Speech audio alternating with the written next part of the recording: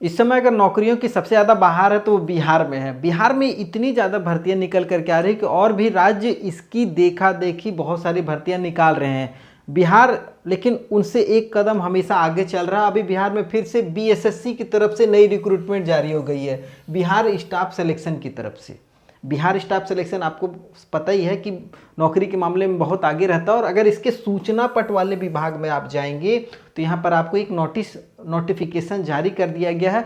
वो नोटिफिकेशन मैं आपको दिखाता हूँ क्या नोटिस जारी किया गया है, कौन कौन लोग आवेदन कर सकते हैं, क्या एलिजिबिलिटी मांगी गई है। इसके अगर नोटिस बोर्ड में आप ओपन करेंगे तो यहाँ पर देखिए ध्यान से, ये देखिए important notice for advertisement number 01/2025, ये नोटिफिकेशन नंबर है। मतलब ये सरकारी पद है, दस्तावेज में इसकी मतलब पूरा तरीके से एकदम भर्ती हो रही है। पोस्ट क्या है, सब स्टैटिस्टिकल ऑफिसर या ब्लॉक स्टैटिस्टिकल ऑफिसर, मतलब बीएसओ एक तो पोस्ट हो गया, और ये आपका एसएसओ, ये दो तरीके का पद आपको यहाँ पर निकाला गया। और इसके लिए देखिए डिटेल एडवर्टाइजमेंट जारी कर दिया गया। और ये कब जारी किया गया है, 11 मार्च 2025 को ये नोटिफिकेशन जारी कर दिया गया है बिहार सरकार की तरफ से। अब क्या नोटिफिकेशन है, क्या चीज़ें हैं, कौन सी भर्ती है, वो सब सारी चीज़ें आइए देख लेते हैं थोड़ा सा हम लोग। तो उसका नोटिफिकेशन भी मैं यहाँ पर डाउनलोड कर लिया हूँ, आप भी चाहे तो डाउनलोड कर सकते हैं। तो नोटिफिकेशन जैसे मैंने यहाँ पर डाउनलोड किया है तो आप यहाँ पर देखिए तो समझिएगा। बिहार कर्मचारी चयन आयोग पोस्ट वेटरनरी कॉलेज पटना, यहाँ पर देखिए। अब पोस्ट नहीं है, जो भी है पता होता जो भी होगा। अवर सांख्यिकी पदाधिकारी या प्रखंड सांख्यिकी पदाधिकारी के पदों पर नियुक्ति हेतु विज्ञापन, समझ रहे हैं। एसएसओ और बीएसओ के पदों पर यहाँ पर आपको भर्ती निकाली गई है। ऑनलाइन रजिस्ट्रेशन कब से होगा, 1 अप्रैल 2025 से लेकर के 19 अप्रैल तक। मतलब आपके पास 19 दिन का समय है। 19 दिन में आपको ये फॉर्म ऑनलाइन के माध्यम से भर लेना है। विज्ञापन संख्या याद रखिएगा, ये बहुत इंपॉर्टेंट है। इसी विज्ञापन संख्या से आपका फॉर्म भराएगा। जब भी आप फॉर्म भरिएगा बीएसएससी की ऑफिशियल वेबसाइट पे, तो इसी नोटिफिकेशन नंबर से फॉर्म भराता है। आवेदन करने की विस्तृत जानकारी आपको यहाँ पर इसकी ऑफिशियल वेबसाइट पर भी मिल जाएगी, या फिर मेरे टेलीग्राम चैनल में, या इस वीडियो के डिस्क्रिप्शन में लिंक मिल जाएगा, फॉर्म वहाँ से भर सकते हैं। नोटिफिकेशन अगर नहीं डाउनलोड हो रहा है तो आप वीडियो के डिस्क्रिप्शन में लिंक है, वहाँ से डाउनलोड कर लीजिएगा। आगे बात करते हैं योग्यता की। तो देखिए अवर सांख्यिकी पदाधिकारी और प्रखंड सांख्यिकी पदाधिकारी वेतन स्तर 7 का होता है। मतलब सैलरी तो मान कर चलिए 50,000 रुपये से ऊपर की सैलरी बनेगी, उसके लिए आपको सोचना ही नहीं है। शैक्षणिक योग्यता की बात करेंगे, पढ़ाई लिखाई के बारे में, तो मान्यता प्राप्त विश्वविद्यालय से अर्थशास्त्र में या गणित में या सांख्यिकी में से किसी एक विषय में स्नातक होना चाहिए। किसी भी एक सब्जेक्ट में अगर आपने ग्रेजुएशन किया हुआ, चाहे अर्थशास्त्र, गणित, सांख्यिकी, किसी में भी एक में, तो आप इस फॉर्म को भर सकते हैं। नोट, पास कोर्स के रूप में उक्त विषयों से स्नातक की डिग्री या पूरक विषय सब्सिडरी में अगर आपने स्नातक डिग्री प्राप्त की है तो आप भी योग्य होंगे। जो भी सब्सिडरी में अगर आपने ग्रेजुएशन किया हुआ है तो आप इस फॉर्म को भर सकते हैं। तो ये बेसिक योग्यता थी जो एजुकेशन से रिलेटेड जानकारी थी। आगे अगर नीचे हम लोग आएंगे तो और भी बहुत सारी चीज़ें हैं जो यहाँ पर आपको निकल करके आएंगी, और जिसमें इम्पॉर्टेंट है अधियाची विभाग द्वारा कुल 682 पदों पर भर्ती हो रही। बहुत बड़ी रिक्रूटमेंट है, 682 पदों पर, इतने बड़े पद पर और इतना सामान्य सी योग्यता के आधार पर ये भर्ती रखी गई है। जिसकी कैटेगरी वाइज देखिए यहाँ पर भर्ती बताई गई है। कोटि कोड में बात करेंगे तो अनारक्षित, जिसको हम लोग जनरल कहते हैं, 01 का कोड दिया गया है। जनरल में आप देखेंगे 313 पदों पर भर्ती है, जिसमें से 110 पद मतलब 35% सीट जो है वो महिलाओं के लिए रिजर्व रखी गई है। उसी तरीके से एससी कैंडिडेट जो है उनके लिए 98 सीट पर भर्ती है, जिसमें 34 सीट महिलाओं के लिए रिजर्व है। अनुसूचित जनजाति में 3 सीट है, जिसमें अनुसूचित जनजाति का कोड है 03, जिसमें 7 सीट है, जिसमें 2 सीट लड़कियों के लिए रिजर्व है। अत्यंत पिछड़ा वर्ग जिसको ईबीसी कहते हैं बिहार के कैंडिडेट, उसमें 112 सीट है, जिसमें 39 सीट रिजर्व है। पिछड़ा वर्ग बीसी कैंडिडेट जिसमें 62 सीट है, जिसमें 22 लड़कियां हैं। पिछड़ा वर्ग की महिला जो बीसी फीमेल है उनके लिए 22 सीट है, वो सब उन्हीं के लिए रिजर्व है। ईडब्ल्यूएस कैंडिडेट के लिए भी देखिए 68 सीट यहाँ पर रखा गया है, जिसमें 24 सीट लड़कियों के लिए है। टोटल 682 सीट में से 231 सीट जो है वो लड़कियों के लिए रिजर्व रखा गया है। तो लड़कियों के लिए बहुत अच्छा अपॉर्चुनिटी है। अगर आप स्वतंत्रता सेनानी हैं तो आपके लिए भी 14 सीट रखा गया है, विकलांग कैंडिडेट है तो उनके लिए भी सीट रखा गया, हर किसी के लिए कुछ ना कुछ इसमें है। तो मतलब जो 682 पदों की जो भर्ती निकल करके आई है, बहुत बड़ी रिक्रूटमेंट है लगभग सभी के लिए। उसके बाद यहाँ पर अगर आप देखेंगे तो थोड़ा सा इंपॉर्टेंट है उम्र सीमा को लेकर के। उम्र सीमा को अगर आप थोड़ा सा ध्यान से देखिएगा तो उम्र सीमा में क्या क्या योग्यता मांगी गई है वो चीज़ हम लोग थोड़ा सा क्लियर कर लेते हैं। तो उम्र सीमा की अगर मैं बात करूंगा तो यहाँ पर ध्यान दीजिए, अभ्यर्थी की उम्र सीमा की गणना 1/8/2024 मतलब पिछले साल अगस्त के हिसाब से की जाएगी। 1 अगस्त 2024 में आपका उम्र का गणना किया जाएगा। उसके एक चीज यहाँ पर और थोड़ा सा ध्यान दीजिएगा, यहाँ पर देखिए बताया गया परंतु वैसे अभ्यर्थी जो दिनांक 1/8/2010 को सरकार द्वारा निर्धारित अधिकतम उम्र सीमा धारित करते हो, मतलब जो अधिकतम एज है, मैक्सिमम जो एज है, अगर आप 1/8/2010 तक भी इस एज को पूरा कर लेते हैं तो भी आप इस फॉर्म को भरने के लिए एलिजिबल होंगे। तो आगे देख लेते हैं एज का क्या मांगा गया है, रूपरेखा क्या है, कितना एज लगेगा, तो वो सब सारी चीज़ें देखिए यहाँ पर निकल करके आ रही हैं। उम्र सीमा की अगर यहाँ पर बात करेंगे सभी कोटियों के लिए बताया गया है। अधिकतम और मिनिमम जो उम्र सीमा हो वो 21 वर्ष है सभी कोटि के लिए, मतलब आप किसी भी कैटेगरी में 21 साल से कम आपकी उम्र नहीं होनी चाहिए। अधिकतम उम्र में छूट मिलती है। अब जैसे जनरल कैंडिडेट है मेल, जनरल में जो भी मेल कैंडिडेट हैं उनकी मैक्सिमम जो एज है वो 37 साल होनी चाहिए, मतलब अधिकतर जॉब के लिए अगर आपकी उम्र सीमा ख़त्म हो गई है तो भी आप इस फॉर्म को भर सकते हैं। मतलब 1/8/2024 में अगर आपका 37 साल था उम्र तो आप इस फॉर्म को भर सकते हैं। उसी तरीके से पिछड़ा एवं अत्यंत पिछड़ा मतलब बीसी और ईबीसी जो भी मेल फीमेल कैंडिडेट है सभी के लिए 40 साल दिया गया है मैक्सिमम एज। यही जनरल में जो महिलाएं हैं उनके लिए 40 वर्ष एज दिया गया है। उसी तरीके से अनुसूचित जाति एवं अनुसूचित जनजाति के मेल फीमेल कैंडिडेट के लिए 42 वर्ष का एज दिया गया है मैक्सिमम। तो ये अपने हिसाब से आप देख लीजिएगा। वही दिव्यांग कैटेगरी के कैंडिडेट को 10 वर्ष की आयु में छूट मिलेगी, मतलब सभी के लिए 37 वर्ष है तो उनके लिए 47 वर्ष होगा, लेकिन मिनिमम एज सभी के लिए 21 वर्ष ही रहेगा। ये चीज़ थोड़ा सा ध्यान से देख लीजिएगा।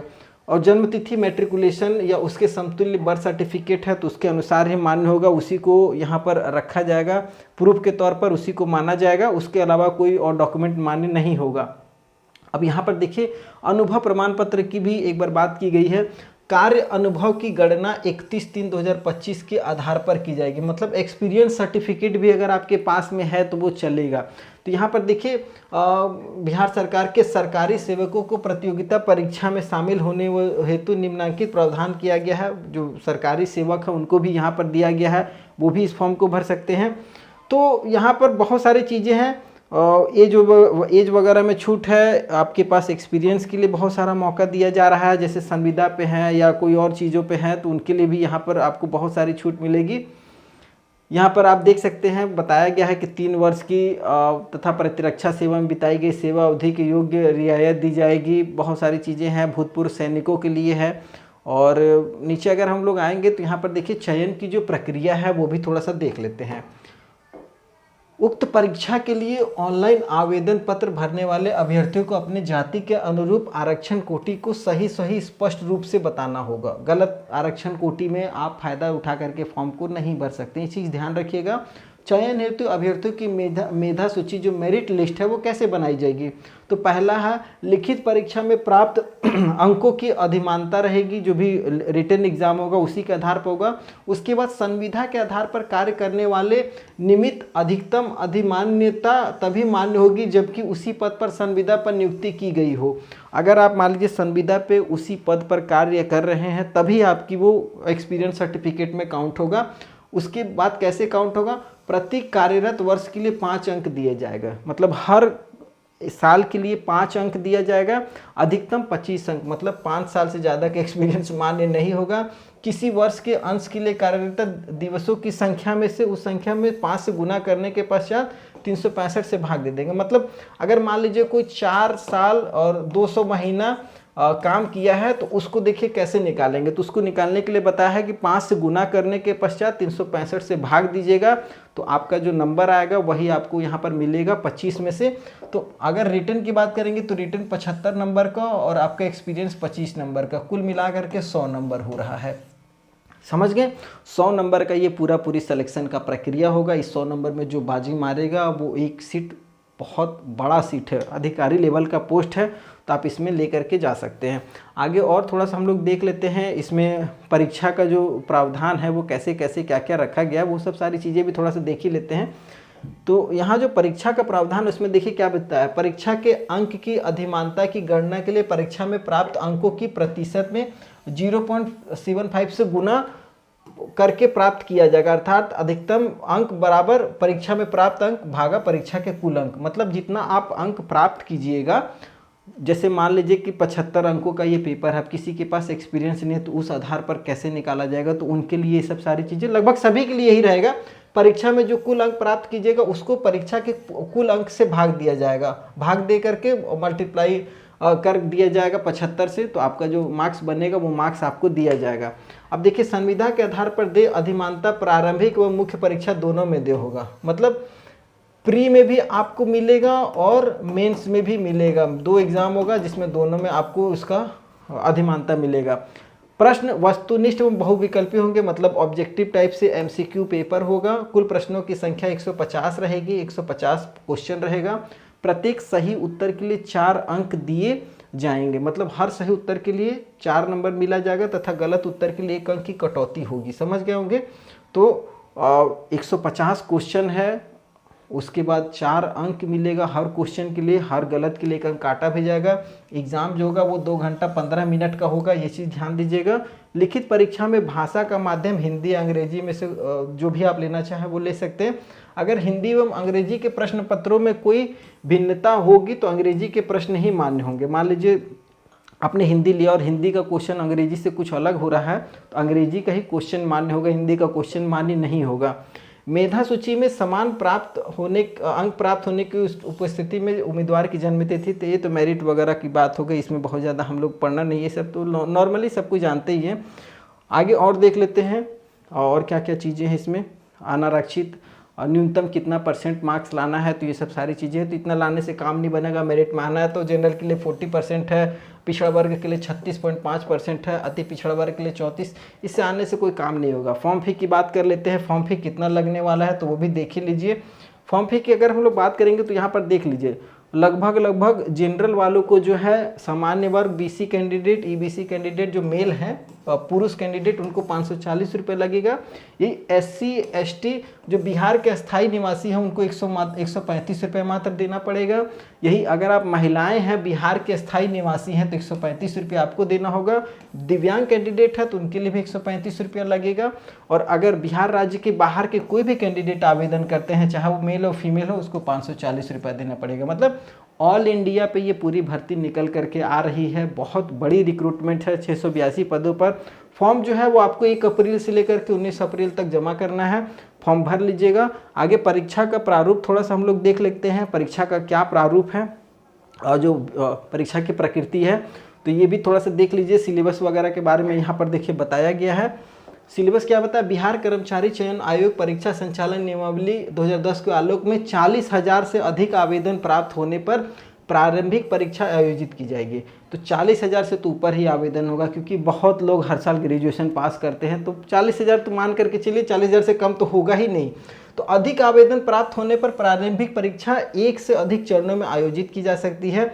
विभिन्न चरणों में परीक्षा आयोजित या प्रारंभिक परीक्षा किए जाने की स्थिति में परीक्षा परिणाम सामान्यीकरण नॉर्मलाइजेशन के आधार पर रिजल्ट होगा, ये तो सबको पता है।